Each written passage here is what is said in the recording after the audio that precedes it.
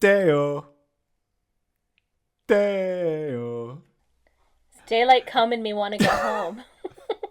Daylight come and Me want to go home. you will after this podcast. Are we having theme music? Like, how do we... Is it just start with us talking? Yeah, Dave's gonna do us some like a jingle, I think. Dave. Nah. Danielle. Two limes and a lemon.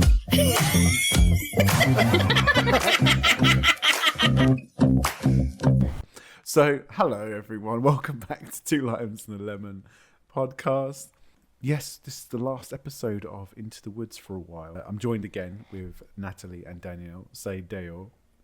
Deo. Deo. Oh god, the enthusiasm. Bring in the enthusiasm, guys. So yeah, welcome back to the podcast that reviews films that nobody watches, at least this episode. So we're looking at Into the Woods, where we are looking to Elijah Wood's filmography, starting from his very first film and slowly working our way up. So this week we are checking out the movie Deo.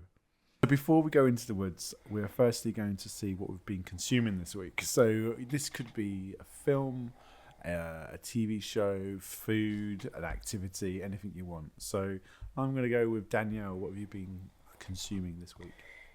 So I was going to...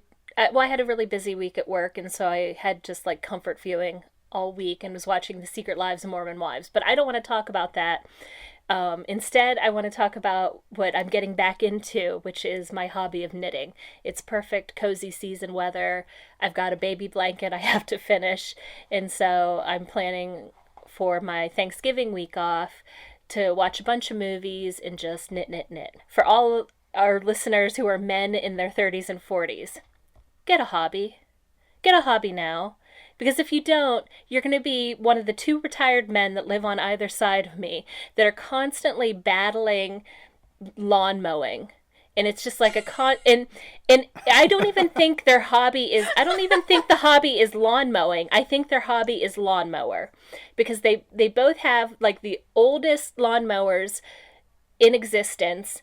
And the idea is to play with the lawnmower and then putter with the lawnmower to make sure it keeps working and make sure it's as loud as possible so that it just like destroys my nerves. Well, give us some suggestions. What can men do? Like fishing, jogging. Most people in their 30s heading to their 40s start jogging. I've seen so many of my friends at the moment are doing like 10K runs and stuff. Yeah, you can pick one of the like boring ones like marathons or like golfing or pickleball, or let's destigmatize craft hobbies that women love. Pick up knitting, pick up crocheting. As somebody who struggles with anxiety, knitting helps me a lot. It gives me like an ultra focused thing to do, and also like in general for any knitting pattern that I do, I have to like increase my needle sizes by 2 because I knit so tightly because I'm like stress knitting. You know what? You got to let them have their lawnmower. Maybe that's their thing. No, it's so loud. They don't. It's what? No, it's almost December. Nobody needs to be mowing their lawn today. The grass ain't growing anymore. Just chill. Yeah, but if that's their hobby, Daddy chill. I did say that while it was going on today. Natalie, what have you been consuming? Well, lucky enough, I went to somebody's house yesterday and they decided to put on the movie Vicious, Dave, which I didn't know anything about this movie. I had high hopes when it first started and I saw Dakota Fanning and I'm quite a big fan of her in various things. What a bunch of garbage. It really was, wasn't it? It was probably one of the hardest movies I've had to watch since Skinnamaring. It just literally had no plot. I didn't really know where it was going. At the end, there's no progression really to the story other than she loses a finger and a toe. But apart from that, yeah. Now, I would like to add a slight counterpoint in that I watched this while playing Power Wash Simulator, so half paying attention and kind of watching it like a podcast. And I watched it super late at night because, again, as we mentioned in the previous episode, Power Wash Simulator, I would play way too late at night. And it whatever grain of not truth to it, but there was some part of it that like kind of scared me going up to bed that night. I was like, oh, is somebody gonna knock at my door? Oh. I would say the woman at the beginning that originally gives her the box, she was great. Like, she was a total vibe of like creepy old woman that comes to your door. It's a bit like the Beast in Beauty and the Beast, like an old enchantress comes to the castle sort of thing. So this week I checked out a new video game called Thank Goodness You're Here. Oh, I played that. It's so lovely. It's a game set in the fictional town of Barnsworth in the north of England, where you play like this unnamed kind of little yellow, very small salesman who has to explore this town up north. And there's loads of sort of like colourful characters who are all just like very sort of northern, and everything's called like chippy. Everyone talk like this. Yeah, what's going on right here now? But yeah, it's very Yorkshire. So all my northern friends need to play it and check out Thank Goodness You're Here, because it was just like a parody of Yorkshire people. So moving on. So we are checking out the film Deo. A little spoiler warning: if you've not seen Deo, stop the podcast right now. Go watch it. Go get influenced by it. Learn about yourself. Go watch this film, and then come back to the podcast. Or Learn about yourself. What are you learning? Grace learns so much about opening up and speaking her truth. But also, I don't think sitting quietly. It is not a prerequisite that you need to see this movie before listening to us. Maybe... How about just go see Drop Dead Fred, and it's literally the same film. Go see Deo.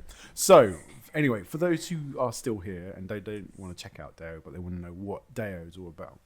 Deo follows Grace Connors, a young girl at the start of the film whose crippling shyness makes her every day feel very overwhelming.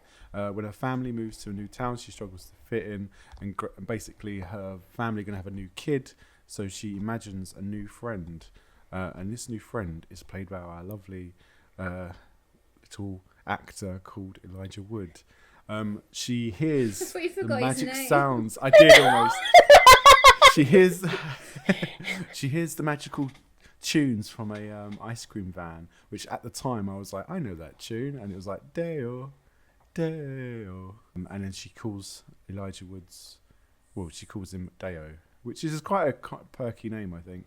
And then suddenly it cuts into the future where she's an older woman who's got a husband. She works for her dad, and her brother's getting all the praise, and she's doing all the work, and she's just like tired and stuff like that. And suddenly Deo comes back into her life, and it's all about her sort of growing as a person to be more confident in herself. And I loved the film. I don't know about you guys. I thought it was actually quite charming. I was like, you know what, this is quite fun. I wouldn't watch it again, but I did like it. It was a nice little. I think you're blinded by Elijah Wood. Yeah. No, same. I just liked I actually liked the lady who played Grace in the film. Yeah, I didn't think it was the worst thing in the world. Like, it definitely gave off TV movie vibes.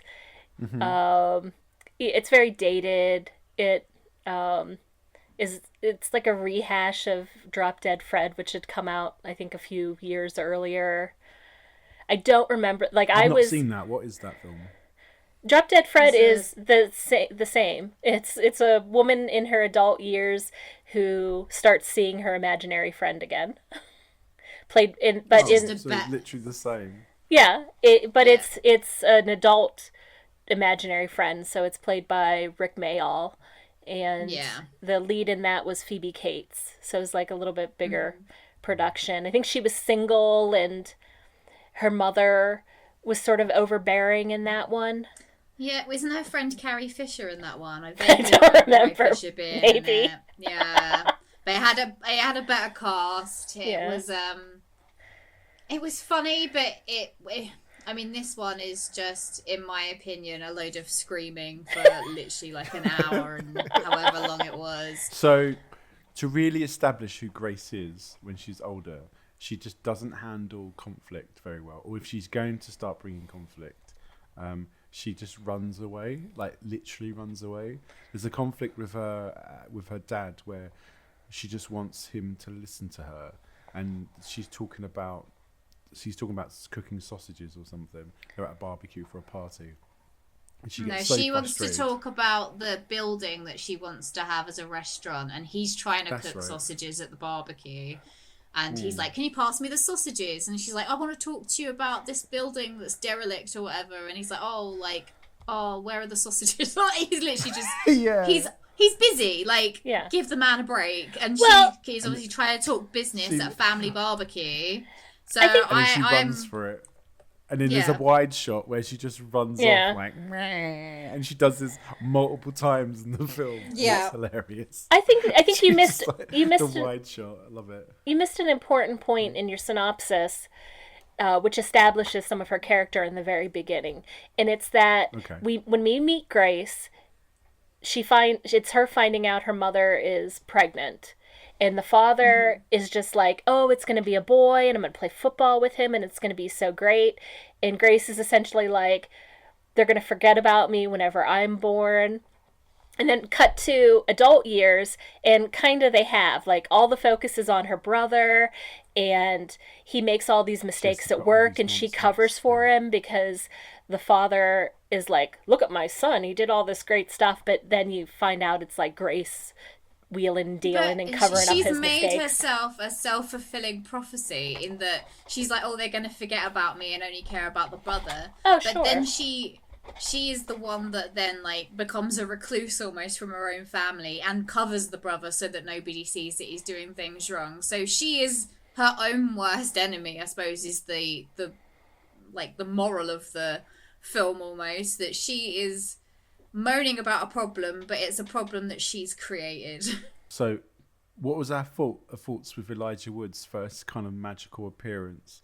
To be fair, all I mainly wrote about that scene was it's obviously they've used a sepia tone because they want to show it's in the past, but it's so sepia that it looks like they're in like Fallout and there's some sort of like haze over the sun. It's so orange. My comment whenever he appeared was, why is this 5-year-old imagining a 10-year-old imaginary friend? Wouldn't she imagine somebody her own age? It's such a strange sort of age differential. The thing is, though, like, he's an imaginary... I know to just jump straight to the end or whatever, but like he's an imaginary friend for other people. Yeah, so then it makes it not an imaginary friend then, does it? It makes him like an entity because there's another boy that also sees him later on. But then I was like, how comes her niece doesn't then see him when she's really lonely? That was a point I had. I was like, why? And the kid sees him at the dinner table as well. Yeah, exactly. Drop Dead Fred did it as well. At the end of Drop Dead Fred, I think some little kid then starts seeing Drop Dead Fred. So maybe that is the only reason why they were like, check off. Maybe. This was in Drop Dead Fred. That was in Drop Dead Fred. Or they're like, now we can have a franchise of these Deo movies and we can go around with loads of little kids. Like, can you imagine? Yeah, Jesus. Like a cinematic universe of Deo. Delta Burke was incredibly popular at this time, at this era. The show Designing Women had just ended. She was one of the leads on that. And after this, she went on to, I think there was a sitcom where she played like a lady president, and then she had a show called just Delta. So you can tell how popular like an actor would have to be to get a broadcast show with just their name. She was also married to another sitcom actor, and so they were all over the tabloids during this time. They were big tabloid fodder, and part of it was because, and it's something I'd like to touch upon with her, is that she struggled with her weight a lot. And she, like, you know, tabloids can be quite cruel about that kind of thing, and it was especially just back in the 90s. Yeah, early 90s. So it was like 80s and 90s. And they would just tear her apart for like yo-yo dieting, and I'm sure they had like Delta Burke's weight, like if she lost weight there was probably some feature about that, and you know, toxic diet culture stuff that gets perpetuated by the tabloids a lot of the time. Danielle's fashion of the week. So, well, it's Danielle's, but I'm gonna talk all over it. Sponsored by Natalie, featuring Natalie. yeah, obviously she's a larger lady, but I feel like the costume design in this did absolutely no favors. Me and Dad were saying before So we came frumpy. on, but I feel like she was aged up like 10, 15 years than How her old was actual she age. at the time? She was supposed to be like mid-30s. Yeah, if I calculated, because at one point they said she was 5 in the earlier scenes, and then it was like 30 years later, so she was supposed to be about 35. There were so many turtlenecks, and the turtlenecks just made her look so bulky. And then it was like a turtleneck with a blazer on top of it, and then most of the time the blazers had like some kind of ugly pattern to them. Like it, I feel like department store, it was like department store plus size fashion, because department store plus size fashion is like, let's put a pattern, like a real busy pattern on a larger person because it'll camouflage them, then you won't see how big they are or something. I don't know. My favorite fashion moment in the film was during the playground scene. Elijah Wood's Deo character has this like bright purple hoodie on underneath a pair of overalls with a bright red backwards baseball cap, and he just looked like a kid in a McDonald's commercial from the 90s. Yeah, totally. Actually, yeah, I've got a point to say about the fashion as well then. Dave's fashion of the week. What's with his glasses and his turtleneck like Steve Jobs look at the dinner table? Is he supposed to resemble something? I don't know. I wondered that too. I don't know why he got glasses all of a sudden. Maybe you're right about that, because whenever he went in the helicopter ride, he had on like an aviator outfit. Yeah, maybe. So is he trying to resemble where he is? So because it's supposed to be a posh family dinner or something, he's now wearing glasses because it resembles intelligence. I don't know. So speaking of imaginary friends, this is probably going to be a quick question because I feel the UK, definitely maybe more British people, don't have imaginary friends when they were kids. I feel like it's an American thing. Nat first, before Danielle can maybe distribute this. But Nat, did you have an imaginary friend or anything like that as a kid? I did not. How about you, Dave? No, none at all. Okay, that was mental. If someone had an imaginary friend. Wait for the weirdest. Let's go to the American. Coming in with the weirdest answer ever. I was upset as a child that I didn't have an imaginary friend because I thought it was a real thing. Like, I was like, I wish I had an imaginary friend. But it's like, in watching this movie, it's probably good that I didn't because, you know, my mid-30s mental breakdown might have had like a little bit of a different flavor to it. Oh, God. But I had a very strong imaginary friend, but I didn't have, like, I wasn't running around going, this is Tom, and Tom says this, and, you know, like Danny in The Shining or whatever, like blaming, you know, things that happen on an imaginary friend. No, I didn't have one. I don't think I knew anybody that had an imaginary friend, although I had like a security blanket that I gave a name to and used to like take everywhere and like refer to it as Blanky. So like maybe that was... That's a toy or something. Yeah, I had a toy. Yeah, you have like teddies and things like that, don't you? So I feel like actually the idea of an imaginary friend is more of just a made-up thing for films. I don't really believe many people had them. Like everyone says, "Oh, kid has an imaginary friend." I'm like, but I've never met someone who's like, "Yeah, I had an imaginary friend."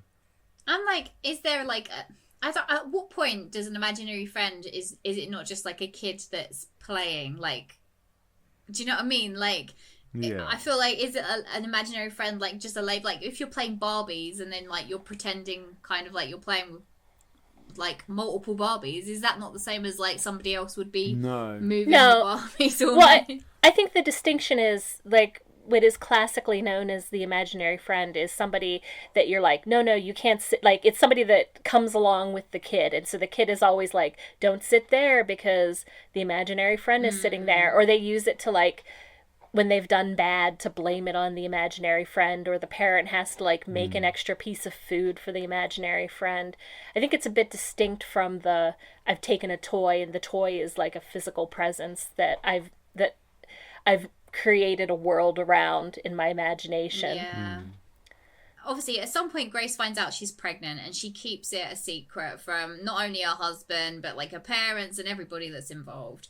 And the Elijah Wood, obviously imaginary friend, is like, you need to tell people. But every time she actually goes to tell people, like she's got to that point where she's like, no, I am going to tell my husband.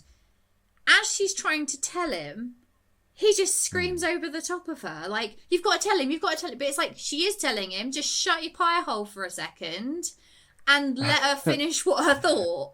So, and like, she's like, can you be quiet? He's like, I am listening. Yeah, like, that to me, it drove me a bit nuts. Like, by the end of this movie, I had not a headache, but I was so, like, I just wanted to sit in quiet for a little bit. Like, it was just such a loud movie that I was like, oh, this has done my head in. It's like if you just sat in, like, a group of children for, like, an hour and a half, and they were just all talking over each other and shouting and screaming, but, like, only one character in the movie is, like, a child, and it was just the adults acting like it. So Grace and her father are at a business meeting where they're going to sell this plot of land that Grace is secretly hoping to buy herself or develop herself. And I don't even remember what makes her go up and do it. Is it because she's being ignored in the meeting? They're eating in a Japanese restaurant, and she just goes up and starts singing Deo.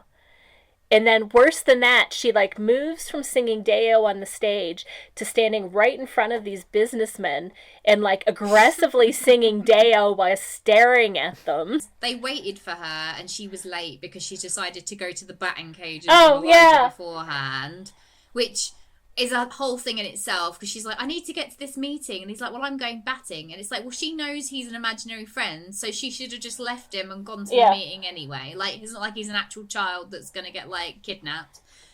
And then she turns up at the meeting, and they basically don't want her to have any input anyway. So I'm like, why did they wait for her to arrive? I think I was eating grapes at the time, so I really enjoyed it. It was a food and dance and song. Wait, why is eating grapes add to the enjoyment of it? Because it's like, she's like, Dale, and I'm like, grapes. So yeah, any noteworthy scenes? I've got two. I'll start with one that's a bit more fully fleshed. So there's a scene where Grace is at dinner with her parents, her brother, her husband, and she has a freak out. I can't even remember what the freak out is at the table. Is it about the building that she wants to buy and her dad is just kind of like ignoring her? She goes upstairs and hides in the bathroom, and she's like making all these proper weird noises up there. She's like screaming and singing, and she's giggling, isn't she? They say to the little girl that's at the table, go and see if your aunt's all right. And I'm like, who is sending this poor little child up to like a woman that's having a psychotic break in the bathroom? She's giggling in the toilet. I was like, why hasn't her husband gone up there and been like, oh, I'm really sorry what your brother did or whatever? Like, why is he just sat there like a lemon at the table? Her husband, who I have got to say is Maxwell Sheffield from The Nanny, who also was like a massive thing in the 90s. But yeah, I just didn't understand why they sent this little girl. I know they were setting it up so later in the movie when the little girl's having her own issues about another sibling, like they had a bit of a relationship, but they could have worked the relationship somewhere better than that. And then there's a scene where Elijah is at her office and he's laying on the couch in her room. And the dad comes in, I thought Dave's gonna probably say this one, but her dad comes in, obviously you can't see him because he's imaginary, and then he proceeds to like sit on Elijah into a sofa, and it's just like his little legs sticking out. Kicking. And that was one. Yeah, that was one that I laughed. I was like, I wonder how they've done that. Like, obviously they've done it not with a grown man sitting on Elijah, but it did look funny. I mean, I like the big dramatic finale where the little girl is now upset because she's got a little... Corey is upset now because her mum has had a kid and she feels like she's going to get replaced. And before that, Grace told her about the pier, saying that was the place where she used to go when she felt low. Weirdest place ever to go if you're feeling upset. Yeah, and why would you tell your niece? Yeah, that's where I go when I'm upset. So then they're all like, where's she gone? We have to find her. And then Grace is like, I know where she is. She's up here. But she doesn't tell anyone. I told her about this place. Oh yeah, exactly. Don't want to put Stay away herself from in the our firing child. line And, for that you one. cannot be a parent. Yeah.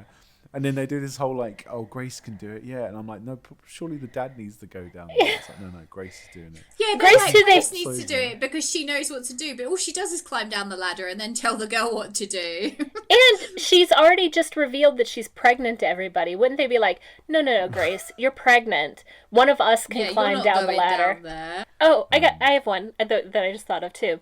So in the beginning, I've never figured out what Grace's father's company is. But in the beginning, there's like a boardwalk, and they own like a building down on the boardwalk, I think. And there's like a helicopter ride. And Deo is like, I want to ride on the helicopter ride. And so he does, because it's just like then an empty helicopter going around. And then her father, maybe the baby is born, or they have to do something, and he's like, Grace, you have to grow up. You can't see Deo anymore. And he locks Deo in the helicopter, and it's like he's being taken to the gas chamber. He's like, no, let me out. Even though he can teleport, that's the thing. Yeah, exactly. And so then, like, how he gets awakened again is she's like nostalgically going back to this neighborhood in this building that she had wanted to buy, and sees now all of these boardwalk games and rides in this building, including the helicopter, and then she unleashes Deo again to her crazy self as an adult. So I'm like, has nobody opened that helicopter thing since her dad? Right? That was the last flight of that helicopter for 30 years. No one's opening that. With ghost child in there screaming top of his lungs. So I have One day that helicopter ends up at like Ed and Lorraine Warren's basement. It's got the soul of a little boy inside. The Conjuring. It's not Last Rites, it's like Last Flights. Yeah. Make sure you don't touch Deo. If we look at the final shot of the film, she says goodbye to Deo, and we do a classic track, like high angle zoom out as we see Grace go back into her restaurant, and she's got this pitiful, like almost toy-like She's got a newborn pram. baby at this point. Newborn baby. And she's got this tiny pram, and you can see when she's trying to move it off the curb how like fragile and like pathetic this little. It's a stroller, but you don't have a stroller for a newborn baby. Like, no, that's what she's sitting holding. She's like, upright, it's like sliding out of this stroller. Like, it's madness. I tell you what, there was one heartwarming scene though. I thought that it would fast forward to her with a kid as like who's 10, and it's Elijah Wood. That is like, exactly what I thought. I thought he should That have would have been looked better like ending. her kid when he grew up, and it was like she was almost seeing Oh, her unborn child. yeah. I thought that would have worked. Well, if you're listening, Michael, was it directed by Michael Schwartz? Should have changed that ending. I will say, that ending. midway through the movie, when it was clear that it was like her like major deal was this fear of motherhood and like that she couldn't be a mother or be a good mother, I was like, this does not feel like a genuine account of this. Was this written by a man? And yes, it was written by a man. Yeah. I feel like it would have been a little more subtle about how they dealt with some of these issues. But she has these nightmares about motherhood with these like like Dave said earlier, but with these like fisheye lens like nightmares. And in the nightmares, she's got like 6 kids running around. It's not even just like a fear of having a baby. In her brain, having a kid is having like a whole gaggle of them that she can't control. So at the end of this podcast, we always give our limes and lemons out to how much we think the film deserves out of 5.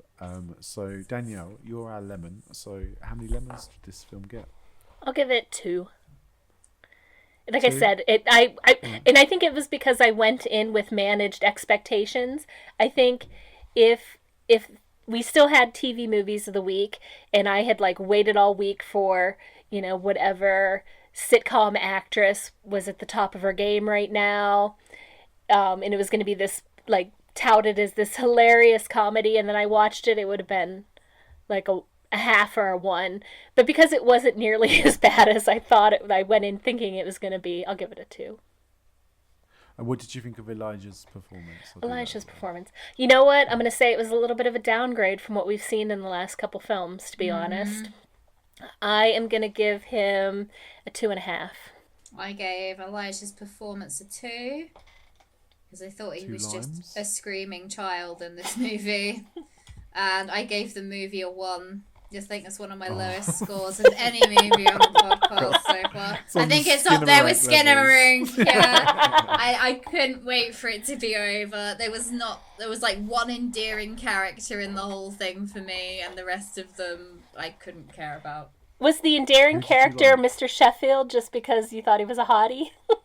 No, I just thought her husband was just like the nicest guy. Like all this drama that she produced, and even when he thought she was having an affair, he thought she was having an affair at one point with some random man in the park, and even then he was just like, "Oh, I think we need to talk." Like he just was so understanding about everything. Like Ben was his name in it. Yeah, he was my favorite character. Grace was my least favorite character. He was also my favorite character. And Elijah, did you give Elijah's? Yeah, Elijah was 2. A 2. Okay. So I'm giving the film like a 3 limes because I don't know, for a TV movie, I felt it was better than the Captain Hook Sleeps With My Mum film. No, I enjoyed that. Me too. Yeah, Child of the Night. Yeah, I preferred that. And I think Elijah, I'm agreeing with you now. I think I'm giving Elijah's performance like a 1 in this one. Well, that's even lower than mine. Yeah. I don't know. Yeah, he was annoying. He was playing just a character that's like, I feel like maybe it was the direction that he got on this, because I feel like he was just playing, like he just said, "Oh, just be whimsical and like over the top and like magical and like, hey, we want this." You got to be like kid, but times 10. But it's like you can still make a character like that endearing, and I feel like they did nothing to make him likable in it, other than he's a child. No. Yeah, I didn't find that there was nothing magical. Like, I felt good but cute. Yeah, he was just pesky. I think similar to what, like, I haven't rewatched Drop Dead Fred in a long time, but like I feel like on rewatch, like I would probably see the same about Drop Dead Fred, where it was just like kind of a pest. You know what though? I do believe, I think he must have had some sort of Disney contract, because if you look at his IMDb, around this time as well, there's a credit for something called I'm No Fool on Wheels, which you can find it on YouTube. So Disney used to do these safety shorts that used to be cartoons where it was Goofy showing you how to be safe. But there's this random one, and I don't know if it was a series of them or if they played this with Deo or what, where Elijah Wood is dressed like Pinocchio, and he is, and he's like... I've seen these. Yeah, he's going to teach about rollerblade safety. Mm-hmm. So I wondered if he had some sort, like if this was sort of a contract. Yeah. But I was telling Nat before this, I remember like in the 70s and 80s, well, I don't remember in the 70s, but like I feel like in the 60s and 70s, maybe even the 80s, there was this thing called The Wonderful World of Disney that was a primetime broadcast TV Disney produced thing. And then in the early 2000s, there were Disney Channel produced movies.